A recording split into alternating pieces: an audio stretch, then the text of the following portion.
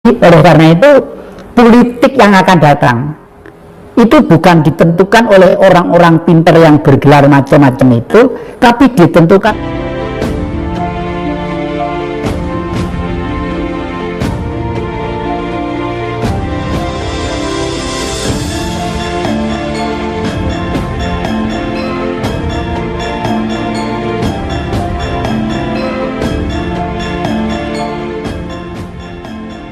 perspektif bahwa kebangkitan Majapahit itu sudah berada di depan mata. Bagaimana panjenengan melihat hal itu? Nah, ini mungkin orang tertawa ya. Kenapa tertawa? Lah, Majapahit sendiri hancur kok di depan mata. Apa kita akan lebih hancur lagi? Kan mesti begitu secara rasional ya. Karena orang-orang nggak sampai pikirannya bahwa politik ini yang selama ini ada di negeri kita yang namanya Republik Indonesia ini kan politik pembentukan pemerintah didasari demokrasi dari barat, yaitu pemilihan umum, coblosan lah. Karena bentuk pemerintah, bentuk masyarakat kita itu sudah hidup dalam dunia liberal yang kapitalistis, kebebasan tapi modal menentukan nasib ya toh. Akhirnya kan jual beli. Nah, akibat jual beli itulah menjadi yang saya katakan di depan tadi itu banyak oknum-oknum legislatif, eksekutif, yudikatif yang tanda tanyanya besar. Ini sebenarnya ngerti tentang negara atau tidak, itu loh ya. Ini terkait dengan fungsi air, terkait dengan fungsi tanah, terfungsi bumi, leluhur dan lain sebagainya. Seperti itu. Jadi oleh karena itu politik yang akan datang itu bukan ditentukan oleh orang-orang pinter yang bergelar macam-macam itu, tapi ditentukan oleh leluhur. Karena leluhur itu tidak ditelkin, ditahlili, ditumpangi saleh, di ini bongi dupo langsung ke surga. Enggak semudah itu deh, enggak semudah itu. Jadi tetap memikul konsekuensi logis pada waktu pikiran bergerak dan bekerja untuk apa, antara kebenaran dan kekeliruan, bukan kejelekan. Tuhan tidak pernah menciptakan sesuatu yang jelek, yang baik, yang terkutuk, ya tidak pernah. Yang Maha Kuasa Allah tadi itu ya. Misalnya Allah kok keliru membuat babi, kok keliru membuat celeng. Loh, ini kan pikiran manusia aja. Adapun kita tidak makan, tidak nyentuh, itu lain soal. Itu budaya ya. Budaya. Tapi Tuhan tidak pernah salah bikin anjing sama bikin babi ya. Dan ada maksudnya. Oke, yang bisa lanjutkan ya. Jadi gini, terkait dengan Tuhan lagi gitu ya. Kan banyak ini orang balapan mencari Tuhan, balapan menuju Tuhan, balapan menyaksikan Tuhan gitu. Sebenarnya konsep yang paling mudah agar kita bisa menuju, ketemu dan menyaksikan Tuhan bagaimana, dan apakah harus balapan gitu kira-kira? Malah kadang-kadang rebutan Tuhan, rebutan. Justru mencari itu kalau keluar itu keliru, mencari itu ke dalam. Tapi kan saya terangkan, Tuhan itu cahaya, sinarnya Allah. Allah itu seluruh sekalian alam, ya matahari, ya bulan, ya planet, ya air samudera yang sedemikian banyaknya itu. Makanya di dalam ceramah tadi saya katakan bentuk Tuhan itu adalah air itu. 80% tubuh kita juga air. Bumi itu juga dibuntel oleh air. Loh kok nggak korat-kari terus ini segala macam. Yang Tuhan memang beliau berkehendak untuk ada. Tapi selain air, bentuk Tuhan tetap ada kan ya? Tetap ada, dari mana-mana kan mendapat sinar Tuhan. Gitu kan? Di plastik ini, di meja ini, di kursi ini, di adik-adik itu. Dari semua yang mendapat sinar Tuhan itu, yang paling bijak adalah manusia. Oh gitu. Kenapa?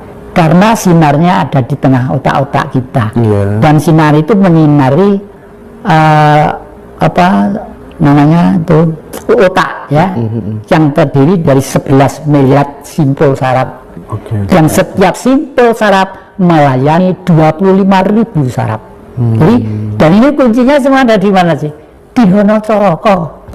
gampang banget. Loh, ono cara kok ono hubungane mbek ilmu Tuhan. Piye ya? Saya menulis buku yang akan datang itu Misteri Gunung Arjuna. Karena Gunung Arjuna itu adalah gunung suci yang mengeluarkan surat-surat yang namanya Kidung Agung. Kidung Agung, kidung tembang, agung itu besar, ya itu tembang besar terjadinya alam semesta. Oleh karena itu Gunung Arjuna sangat gunung suci, ya lebih suci di sini daripada wilayah-wilayah yang lainnya. Bahkan saya ingat waktu saya masih punya teman kuartet S ya dulu ya, kalau beliau tuh gini, ayo, negara yang paling suci di mana? Waduh, di sana, di Mekah, di Roma, di ini, gitu. Enggak, di mana? Di Pulau Jawa. Loh kok gitu? Buktinya ada kota namanya Kudus, gitu. Di kota namanya Kudus, yang lainnya itu loh, di Roma kalau ada Kudus. Jadi kita ada Kudus. Kudus itu artinya suci kan lah ya. Makanya disebut Roh Kudus, ya itu ya. Itu kucek waktu kuartet S dulu. Ini kebetulan banyak yang pertanyaan dari teman-teman penggemar panjenengan gitu. Saya bertugas untuk menyampaikan satu-satu ini. Gak apa-apa ya? Gak apa-apa, saya senang. Nanti kalau yang jadi capek bilang aja istirahat dulu gitu. Gini, pertanyaan selanjutnya, ini ada yang bingung. Yang jadi, terkadang dalam sebuah kontemplasi, saya bertanya-tanya, kenapa Tuhan sampai menunjuk dan memilih saya untuk menjalani kehidupan di dunia ini? Ya. Kita seperti yang saya sampaikan, kita lahir itu tidak bisa minta. Mas Indra tidak bisa minta, adik-adik tidak minta, Tuhan tolong Indra dilahirkan, Tuhan tolong jadi Allah, tolong jadi dilahirkan, nggak bisa. Nggak bisa. Semua itu karena gerenjet Allah. Gerenjet itu bukan membuat loh. Jadi saya tidak tentang adanya bumi, tentang adanya laut, tentang adanya saya ilmiahkan seperti yang Mas Indra baca dalam satu lembar itu ya. Karena Sang Maha, namanya Maha kok, gerenjet itu kehendak itu terwujud, dan itu untuk kelas kecil-kecilan. Buahnya orang yang seperti itu, seperti yang saya katakan kemarin, orang tanya kepada si Mbah, ini nanti sepak bola ini menang atau tidak, orangnya hanya diem sebentar, padahal orangnya tidak punya TV, tidak punya apa-apa, langganan gitu. Waduh, dereng wancinipun itu jawaban ini sopan, dereng wancinipun artinya dereng kuat. Kan tanya kepada Tuhan ini. Jadi seperti itulah saja itu melatihnya juga sangat ringan, sangat gampang, tidak usah berdele-dele. Latihannya lewat apa ya? Latihannya lewat 5 dasar pokok pemahaman ya. Angen-angen bener, pikiran bener, tutur kata bener, pribadi bener, bergaul bener. Lah, ajaran 5 kebenaran ini sudah dimulai 500 tahun sebelum Masehi. Sebelum ada agama masuk. Wah, sebelum ada agama masuk. Agama itu masih kemarin sore, Mas. Iya. Itu 500 tahun sebelum Masehi. Siapa? Sang Siddhartha Gautama. Yang selanjutnya disebut Buddha, patungnya ada di sana itu, di depannya singgasana itu, kanannya itu. Nah itu asli peninggalan Majapahit, ditemu oleh sedulur di Pacet sana, mau nanam sawi di sawah itu buang gitu. Setelah gitu, dibongkar, diduga kok patung perunggu gedenya seperti itu ya, gede seperti itu. Lalu dibawa ke rumah dibersihkan. Terus ada anak putri masih SD kelas berapa gitu kesurupan. Ayo udah patung itu setelah bersihkan sana, dibawa ke saudaramu. Itu nanti akan selamat kalau ditaruh di Singosari begitu. Di Singosari karena di sana itu tempatnya orangnya penjaganya cuma 1 dan dianggap kurang terhormat lah.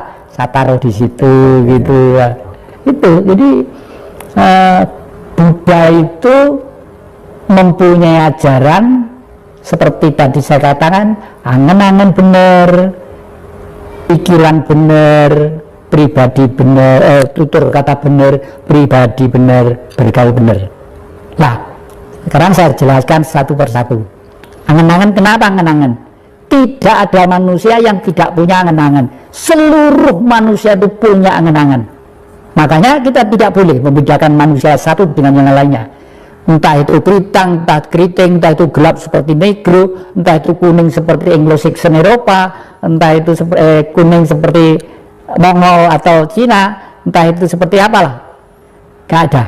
Karena semua di dalam tubuh itu ada Tuhan. Nah, lalu dan kenapa setiap manusia punya angan-angan? Karena setiap manusia punya perut. Loh, hubungannya perut sama angan-angan apa toh, Mbah? Setiap titah yang hidup ya, itu pasti dikasih perut. Entah burung, entah cacing, entah ular, entah gajah, entah harimau, dikasih perut. Ya. Mungkin gaib aja, nggak dikasih perut. Kalau dikasih mungkin makanannya lainnya. Dari perut itulah timbul angan-angan. Karena apa? Setiap manusia kalau perutnya lapar kan mesti cari makanan. Kalau melak mesti cari minum. Ya itu loh. Nah, kalau minum misalnya, saya kok lapar ya, saya pengen makan, pergi ke dapur, belum masak, ternyata baru beraya isa anak dompet, anak duit ora dibuka dulu, nggak langsung ke warung. Gue kadung di warung, kadung bu sate 10, gulai 1 porsi, ini 1 porsi tambahnya dibaik, dompetnya kan anak duitnya. Itu kan perlu pikiran, ya perlu pikiran, misalnya seperti itu. Nah, ribuan tahun yang lalu itu dimodernisir oleh Bung Karno di era milenium ketiga. Tahun sekitar abad 19, nanti ajaran itu untuk tahun 3000 yang akan datang. Namanya itu apa? Marhainisme. Jadi semua kitab suci, Taurat, Zabur, Injil, Al-Quran, tujuannya satu. Jangan menindas kepada orang lain, jangan eksploitasi kepada orang lain, jangan menghina kepada kehidupan yang lain, salinglah harga menghargai. Makanya sila yang pertama itu disebut ketuhanan yang Maha Esa. Dengan ketuhanan yang Maha Esa semua sadar. Makanya di dalam perisai Pancasila ditaruh di tengah gambare bintang sinar 5. Karena waktu manusia diciptakan itu ada 5 Adam, dan setiap Adam disiapin benua. Adamnya orang hitam dikasih di Afrika, Adamnya orang kuning dikasih di daratan Mongol dan Cina sana, Adamnya orang kuning dikasih di Eropa, Adamnya bangsa Indonesia Nusantara sebagai perwujudan Tuhan yang pertama dilahirkan di namanya Pulau Jawa. Ini tidak kok ekstrim Jawaisme, tidak, karena ini peristiwa ini terjadi jutaan tahun yang lalu. Ya, ini berkembang kan, selanjutnya berkembang menjadi Batak, menjadi Manado, menjadi ini begitu. Sama, mereka disiapin benua-benua, setelah itu ya berkembang begitu. Makanya kemarin itu pada waktu saya menerima tamu saudara Greg dari Jerman dan satu Bu Valia dari Selandia Baru, itu Merlin apa siapa? Merlin dari Selandia Baru kesini tuh saya kasih buku-bukunya, saya terdinan entah di situ entah di Singasari. Judulnya apa? Majapahit harus lahir kembali. Coba orang luar negeri seperti itu harapannya. Kenapa? Karena Majapahit dulu yang memperkuat Jawa. Orang Jawa itu filosofisnya, jadi cita-citanya hanya satu, Hamenayu Hayu Ing Bawana.